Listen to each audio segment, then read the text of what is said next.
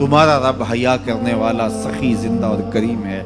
بندے جب اس کے سامنے ہاتھ پھیلا کے دعا مانگتے ہیں، اللہ فرماتا ہے مجھے شرم آتی ہے ان کے اٹھے ہوئے ہاتھ خالی کیسے موڑ دوں۔ جب انہوں نے مجھ سے مانگا ہے میں نے بھی نہ دیا تو کس در پہ جائیں گے؟ تو پھر جب مجھ سے مانگا ہے تو میں کیوں نہیں دوں گا؟ ان کی جھولیاں کیوں نہیں بھروں گا؟ وہ تو کہتا ہے مجھ سے مانگو۔ اللہ اکبر۔ دنیا داروں سے مانگے تو ناراض ہوتے ہیں، اللہ سے نہ مانگے تو ناراض ہوتا ہے۔ وہ کہتا ہے سوالی بن کے میری چوکھٹ پہ، مجھے اچھا لگتا ہے کہ تم مجھ سے مانگو اور تم جھولیاں پھیلاؤ، اور نہ میں صرف تمہاری ضرورت کو پورا کروں گا بلکہ اپنی جناب سے تمہیں مزید رحمتوں سے بھی نوازوں گا۔ تمہارے اٹھے ہوئے ہاتھوں کی میں لاج رکھوں گا، تم طلب تو کر کے دیکھو۔ لازمی نہیں ہے کہ تمہیں مانگنے کا بڑا سلیقہ آتا ہو میں پھر دوں گا، شکستہ اور ٹوٹے پھوٹے لفظوں سے مانگو پھر بھی جھولی بھر دوں گا۔ وہ کریم ہے، اس سے مانگو تو صحیح، ہاتھ تو پھیلاؤ۔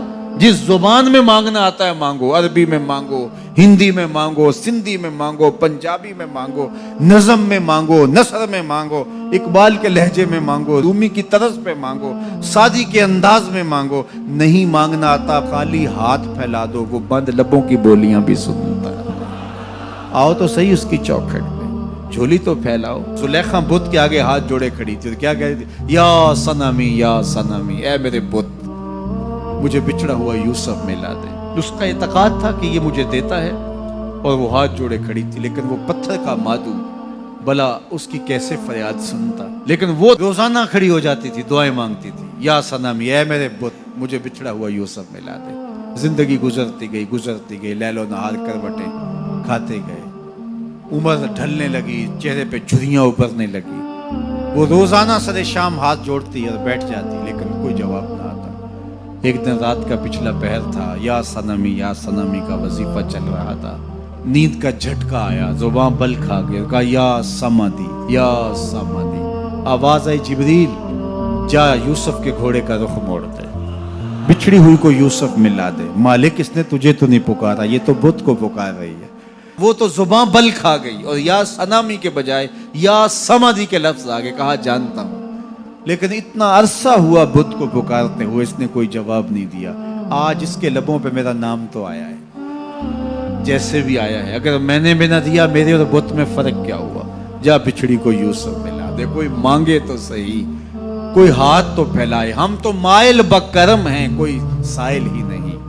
ہم تو مائل بکرم ہیں، کوئی سائل ہی نہیں۔ راہ دکھلائیں کسے، راہ رب منزل ہی نہیں۔ جلوائے طور تو موجود ہے، کوئی موسیٰ ہی نہیں۔ کوئی ہاتھ تو پھیلائے، کوئی جھولی تو پھیلائے، کوئی مانگے تو صحیح۔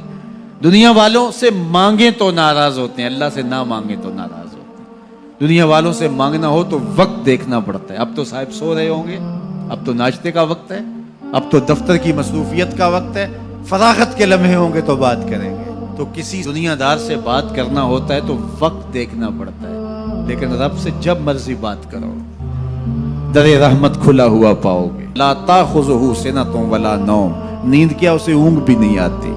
جب بھی مانگو گے دستے کرم کشادہ پاؤ گے۔ جب بندے اس کے سامنے ہاتھ پھیلا کے مانگتے ہیں، اللہ فرماتا ہے مجھے شرم آتی ہے ان کے اٹھے ہوئے ہاتھ خالی کیسے موڑ دوں۔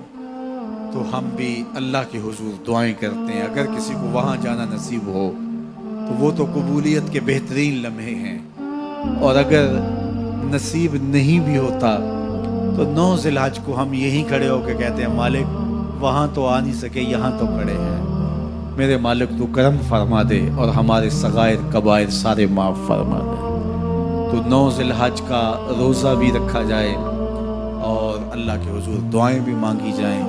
آپ جہاں بھی ہوں گے قبولیت ہوگی، اور اللہ قبولیت کو مزید 4 چاند لگانے کے لیے کسی دن اپنی چوکھٹ پہ بلا بھی لے گا۔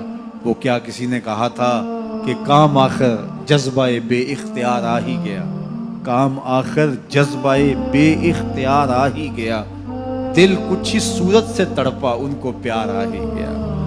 تو ایک دن اللہ ہمیں اس سعادت کے لیے اپنی چوکھٹ پہ بھی بلائے گا۔ اللہ آپ سب کو بار بار حج بیت اللہ کی سعادت